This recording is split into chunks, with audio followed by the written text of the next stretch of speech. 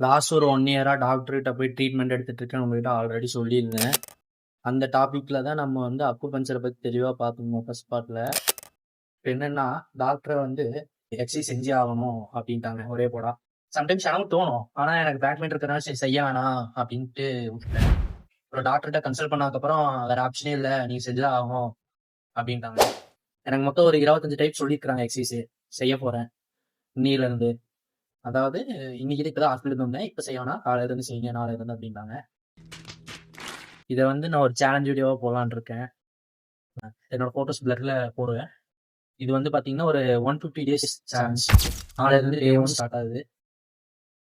நீங்க நினைக்கிறீங்களோ இல்லையோ, நானா டிரான்ஸ்ஃபர்மேஷன் விரும்பினாலும் அது ஒரு கட்டத்துல பண்ண முடியாம இருந்தது. ஆனா நாளைல இருந்து பண்ண போறேன், என்ன ஆனாலும் பரவாயில்லைன்ட்டு. 150 டேஸ்க்கு அப்புறம் தான் அந்த பிளரான போட்டோ ஒழுங்கா காட்ட போறேன். என்னோட டிரான்ஸ்ஃபர்மேஷன் அப்பதான் உங்களுக்கு புரியும்.